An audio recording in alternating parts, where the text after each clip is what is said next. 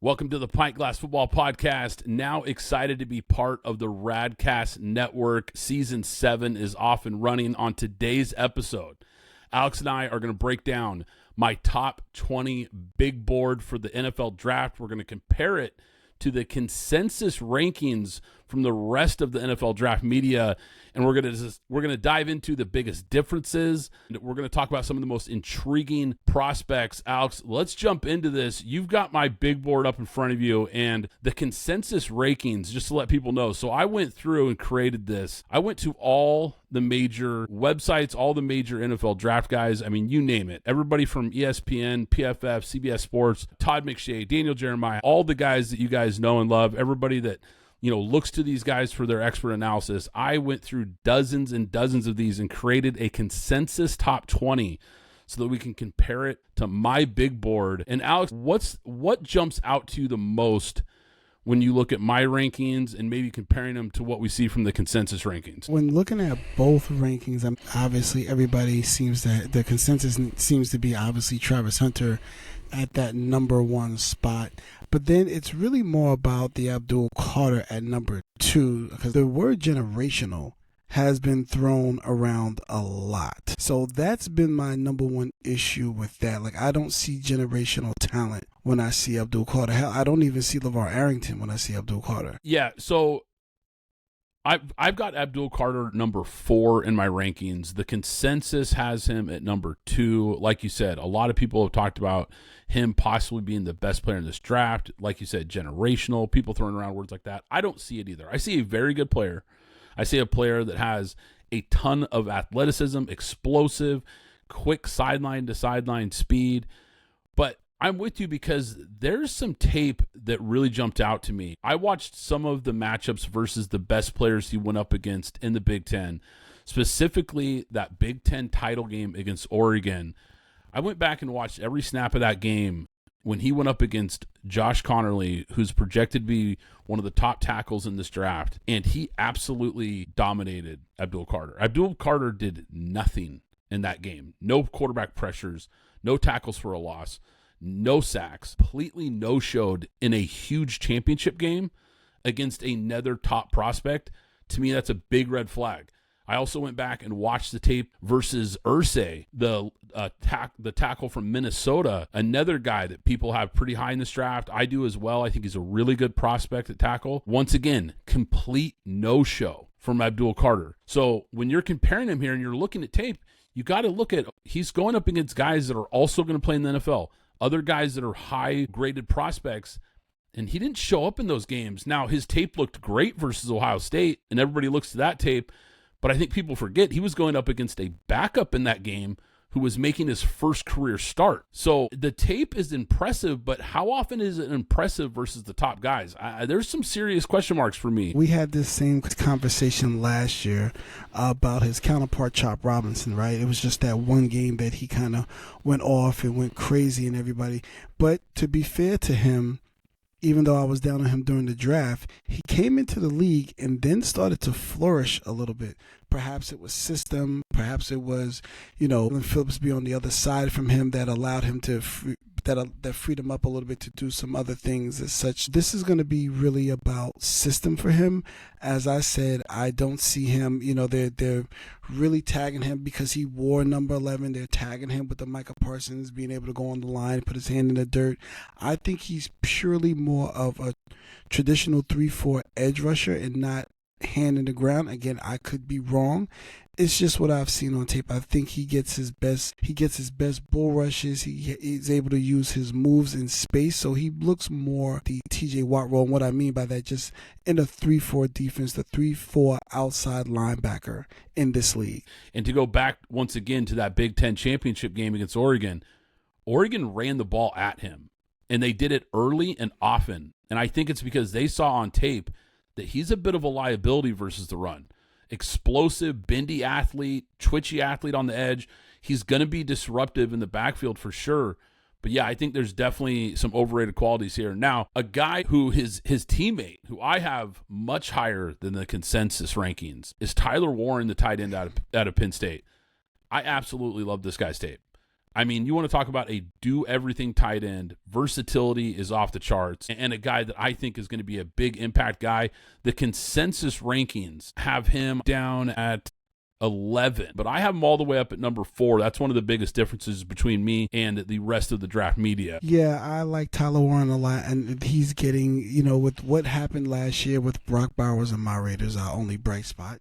People are looking for another guy in that same mold. Tyler Warren seems to be in that same mold. I don't think he's the route runner that Brock Bowers is, but it's not by a lot. It's Brock Bowers was a lead at his route running, and but the other thing that you want with your tight end, he's a traditional tight end where he can also block. So he's also strong at the point of attack. I'm not saying he's Gronk like a 6 offensive lineman out there, but he's a willing blocker that when he gets his hands on somebody, he's strong enough to hold at the point of attack so that either the running play or if there's a blitz coming, he's going to be able to hold his own. And I think that's very important when we're talking about these quote-unquote stretch tight ends that are coming in, unlike Cortland, who's the complete opposite in terms of, I think he's faster and is more dynamic than Tyler, but I don't think he's the full-on fine-tooth player in terms of blocking that Tyler can do, and doesn't have the hands like Tyler does.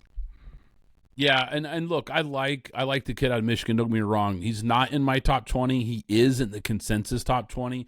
Now, I would have him just outside of the top 20. I think he's still a very good player with a lot of upside. I just think Tyler Warren is the guy, when you watch Penn State, he was really their only threat through the air. This is a team that runs the ball well, but Tyler Warren was the go-to guy for Drew Aller, and nobody could stop him. They knew where the ball was going, and they still had no answers for this guy. Week in and week out against some of the best teams in the country, it didn't matter. He was absolutely unstoppable. Love his tape. Now, I've got another controversial guy in my top 10, actually right here in my top 5. And I say controversial because I don't think very many people have him ranked at number 5, and that's Omarion Hampton, the running back out of UNC. And if you notice, I have him just barely ahead of Ashton Jeanty, who the consensus absolutely has as the number 1 running back in this class. Look, I think Jeanty's great. Very good player. This is not a disrespect to Jeanty. I think he's the total package at running back. I think he's everything that you're looking for in a premier 3-down back. But Hampton is the most physically gifted running back in this class, and he's a bigger, better version. 6'1", 220. I mean, this guy is an absolute monster and can do everything that you're looking for. So I like both these backs a lot. I think they're both first round quality, and I usually am not one of those guys that is, pounding the table for first round running backs. I typically don't love the value there, but I think both these guys deserve to be first round grades. I would actually have Ashton Jeanty ahead of him simply because if you looking at this current year for Ashton Jeanty and what the NFL is moving to when they like to have somebody that can be a 3-down back and be able to be a 3rd-down back and go out and run routes. Omarion Hampton definitely can do that. As you said, he's the bigger back, and he runs faster than him as well. But the year before, he caught 43 passes for 569 yards and 13 yards per reception.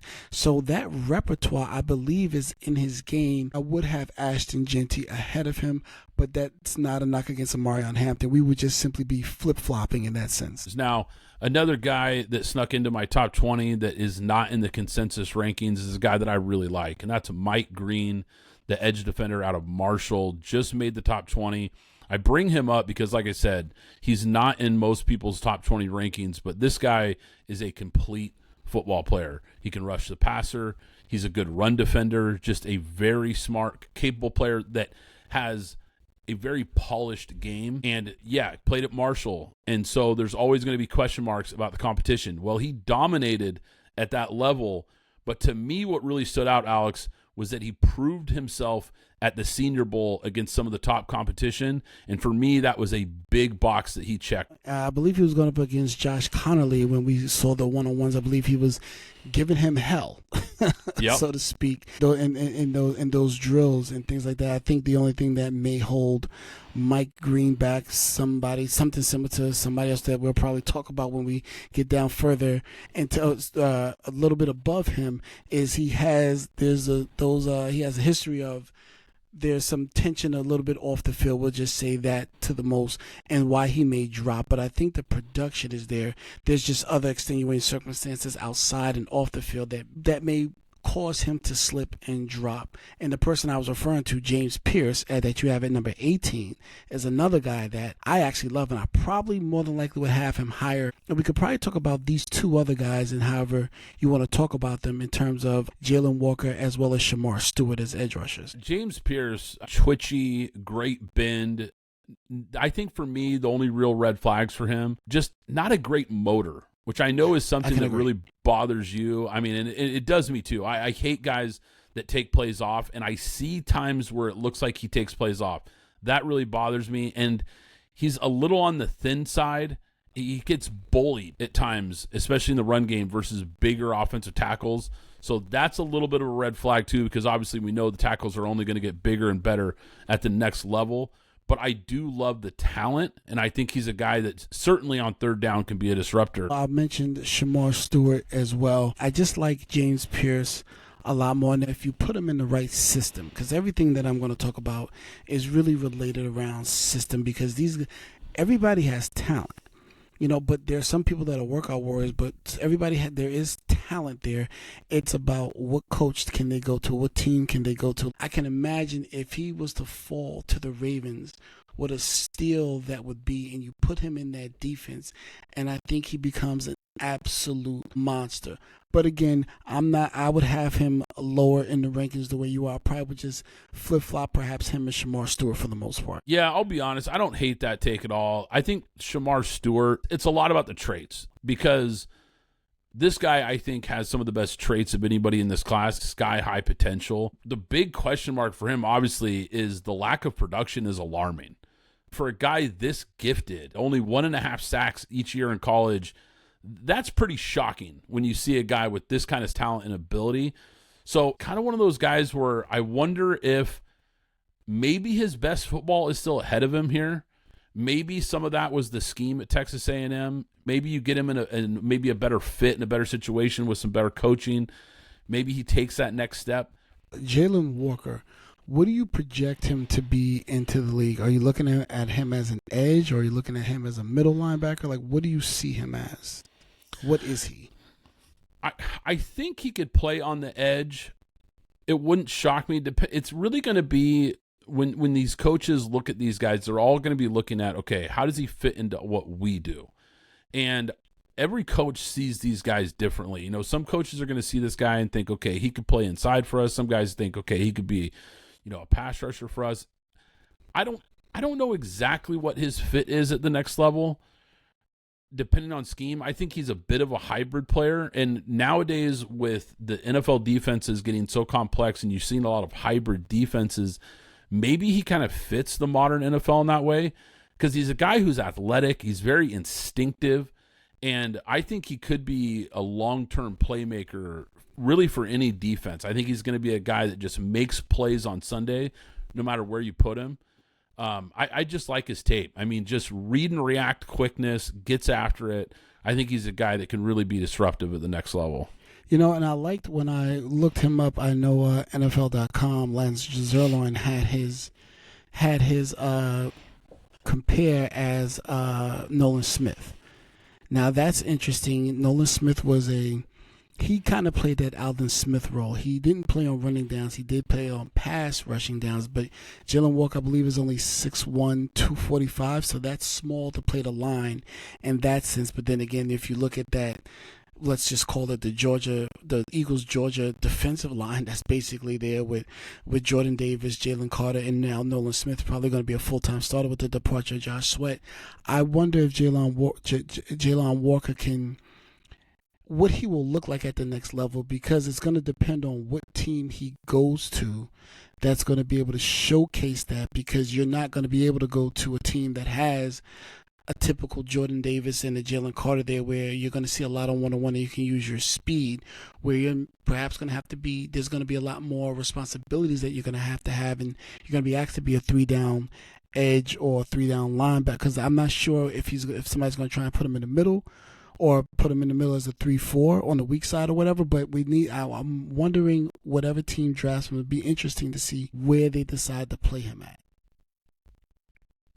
By the way, guys, I'm going to post these rankings on the newsletter so everybody will be able to see the top 20 big board that I've got with some of my notes on each guy and my thoughts on them. So if you haven't already, pintglassfootball.com, make sure you subscribe to the free newsletter because this will be coming out here real soon so you guys can check out the top 20 big board. But Alex, who else do you like, not like? Who jumps out? Well, I'll tell you two people that are going to jump out, and it's going to cause some conversation once you post this, and it's going to be the wide receiver. And we agree on who the number one wide receiver is in Matthew Golden. The full-time wide receiver, let's just say that. The full-time wide receiver in Matthew Golden over T-Mac out of Arizona. You have Matthew Golden at number 9, and then you have T-Mac at number 12, but then the consensus has T-Mac at number 8 and then Matthew Golden at 19. There's a huge gap based upon what you looked up and then what you have in the top 20. And I absolutely agree with Matthew Golden. I think he's I think he's the better route runner. I think he's obviously more explosive with that 4.34 that I believe he ran at the combine. So there's a lot of explosiveness there. Obviously, T-Mac has the catch radius. He has the 50-50 ball ability and so on and so much. But T-Mac has literally been in the top 10, or at least the top 12 going to us. Some have him going to the Cowboys. I've seen him where we are at 6, meaning the Raiders, and then anywhere between 6 and 12 with the Cowboys. Yeah, I don't think this is a great wide receiver class. But with that being said, I still do really like Matthew Golden. I think he's a really good player, a guy that can really beat the press consistently, and he's really good in space once he gets the ball in his hands. But T-Mac is a guy that I didn't push him too far down the board. I still really like McMillan. I mean, he's the one guy in this class as far as wide receivers that really jumps out as a true X receiver. All the other receivers in this class, I feel like, are probably more of 2s and 3s. I don't know if any of them are you could look at. Maybe they can become 1s, but they don't jump out at you and say, okay, this guy is 100% an X. Even Golden, for that matter, might actually end up being a really good 2 somewhere. Where McMillan, I think, with his size, length, and athleticism, just kind of looks the part of a true X receiver. Now, he's not as polished and he's not as explosive, but I do think the combination of the size and athletic ability gives him a chance to maybe have the higher ceiling, but I do think Matthew Golden is the better prospect, if that makes sense. Yeah, and it was really just about, if you take a look at the consensus, the gap in between T-Mac and Matthew Golden. So obviously the quote-unquote talking heads, as I like to call them, no disrespect, but they have him way down on that bottom, like he's going to perhaps slip to perhaps that second round, given everything else that we haven't even talked about with offensive tackles.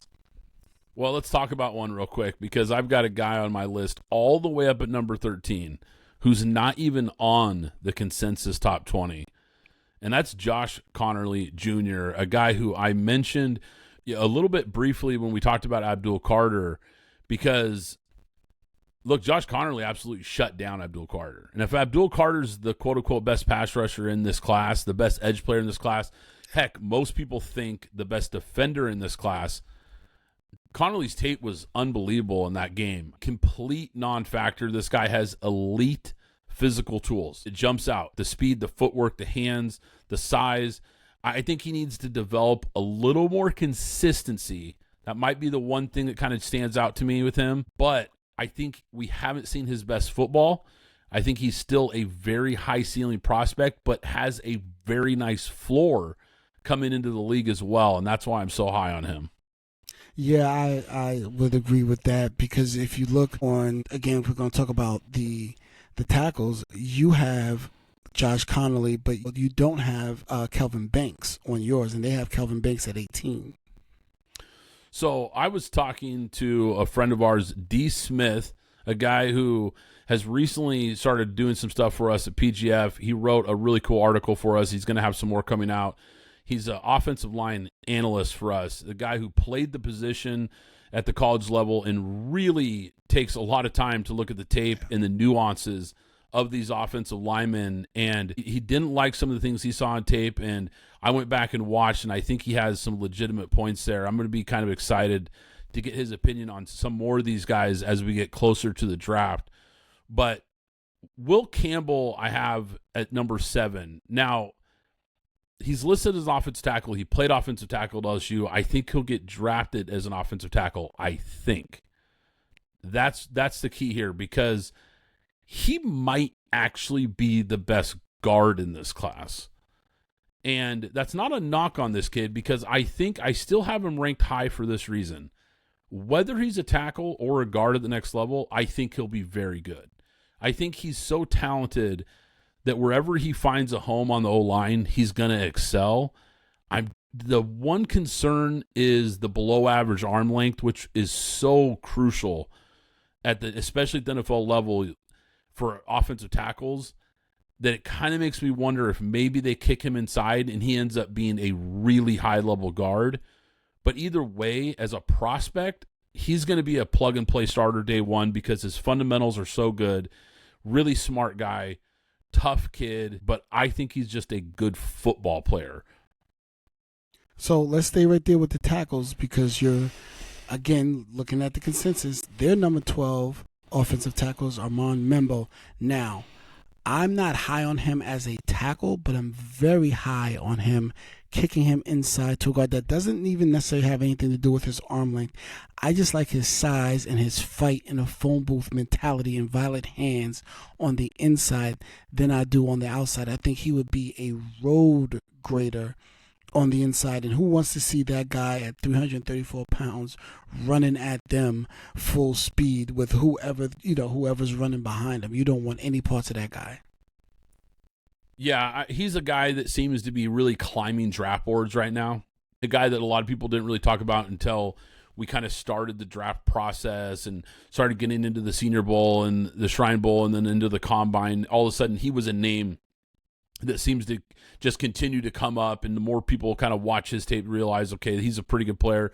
Just outside of my top 20, I understand why the consensus likes him so much, but I think they're too low on a guy that I bumped into my top 20 was Josh Simmons. Mm-hmm. I think Josh Simmons out of Ohio State is a really, really good prospect, great flexibility, really athletic offensive tackle, quick feet, good balance. And look, at the next level, these edge defenders in the NFL are so elite, especially nowadays. They're so elite, and they have so much speed. You have got to be athletic at the offensive tackle position anymore. I think Josh Simmons is a really good prospect that's a little too low on the consensus that I have inside my top 20. Yeah, I would call him maybe a tier and a half below what they called Orlando Pace and those guys of a dancing bear. But the athleticism is right on point. And before we get out of here, we'd be remiss if we didn't talk about the DBs in terms of where you have them ranked. So we both agree on having Jahdae Barron from Texas as number 1, and you have Will Johnson as number 2, and obviously the consensus has them flip-flopped with Will Johnson as their top and Jahdae as their number 2. Yeah, I think Barron, just versatile playmaker. Very, very versatile playmaker. I think he's a guy that you're going to be able to kind of use as a chess piece and line him up all over the place. I think ideally, he's probably a day one impact starter as a nickel. Really good is in the zone. So I think defensive coordinators who really appreciate nickel corners with that tenacity and quickness, tackling ability, especially if they play a lot of zone coverage, he's going to be a perfect fit in a system like that. And as far as who's the other guy you mentioned? Will Johnson. Michigan, yeah. Yeah, Will Johnson is another guy. I really like Will Johnson. I don't think this cornerback class is elite like some of the other classes we've had in kind of recent years, but I think there's some good players here. I think Will Johnson's one of them. I think he's a guy that what jumps out to me with his tape is elite quickness. I mean, really, really quick feet and really good change of direction skills, which, obviously when you're talking about corner, that's a big box that you have to check. You've got to be able to flip those hips and change directions, start and stop quickness. He checks those boxes for sure. And the thing I really like about Will Johnson is he doesn't just play one side of the ball. He will travel and shadow number 1 wide receivers. And I think that's a skill that we're seeing less and less in the modern, really college and NFL game. We don't see guys travel as much as we used to. He's a guy that can do it. So I do really like that about his tape. So what I will say is this, and this is something that you said to me last year that made me flip off of Terrion Arnold on the Mitchell, because that 40 time he's running a 4.5 now. The thing about that is Michigan also plays a lot of press man, and that's not the ideal defense unless Rex Ryan is your defensive coordinator. That's not your ideal defense in the NFL. So I wonder, when he goes up against let's just say a Jameson Williams or a Chase or whoever you want to name, these quick twitch guys, Malik Neighbors, how he's going to be able to handle that speed when he's not going to be able to get his hands on him. Now he's a bigger than Terrion Arnold at 6'2", 200 pounds. But then if he's not in press man, what does that really mean from? Which is why I have them flip flopped in a sense, is because I'm wondering what Will Johnson is, and I know he's. The injury, there's that aspect of it. If that affects his speed or anything like that as well. Trying to hang with a lot of these guys, as everybody's basically in 11 personnel for the most part. There's 3 receivers on the field most of the time for the most part. So I'm wondering if he's going to be able to do some of the things that he was able to do at Michigan at the pro level. Yeah, I have one more that you on your list, actually even on the big board list. I just want to make sure both of you only have, and this is just the top 20, both of you only have one interior D lineman, and that's a Mason Graham. Now, I don't have a problem with Mason Graham, but me and you, Brad, have been talking about this, and one of our friends who is a huge Michigan fan put me onto it, and I've just been obsessed with watching tape on Kenneth Grant. I think this guy will be the biggest steal in the draft. He won't last past the second round, because I see a lot of big boards have him slip into mock draft have him slipping to the second round. I think he will be, and I'm willing to go on record, he will be the biggest steal of this draft. I think Mason Graham is getting too much attention. Good player, will definitely be a producer in this league, but I think I would implore people to go back and look at a lot of Michigan tape and tell me what you see when you see Mason Graham and Kenneth Grant, because the big board has them at number 3. I think you have him at number 2, so that's basically the same there. So I think that Kenneth Grant is going to be the guy that's going to steal the thunder from wherever Mason Graham gets to go, because he is an absolute beast, and I think a lot of people are sleeping on Kenneth Grant. Yeah, Kenneth Grant's a really good player. Really good player. If this was a top 25 big board, I'm sure he'd make it. But I will say this. I think Kenneth Grant is a really, really good player. I think the one thing that really stands out between the two guys is Grant can be a bit inconsistent. And when you watch Mason Graham, it's the exact opposite. He's actually the most consistent player I scouted. I had that specifically written down in my notes. Regardless of position, Mason Graham's the most consistent player I watched out of any of these players. Play in and play out, it doesn't matter if it's the first snap or the last snap of the game. The guy just is 100% effort 100% of the time, and I absolutely love it. And the other thing about Mason Graham is, Grant, as good as he is, and I'm with you, I think he's really getting slept on. Don't get me wrong. Graham, the combination of speed and power and being able to convert speed to power is rare. There's actually very few guys. It's reminiscent of Ndamukong Suh coming out. Wow. It's the first player that I think of, like, that's probably my comp for Mason Graham is Ndamukong Suh, because Suh was so powerful, but he had that ability to turn that quick step and that quickness off the line.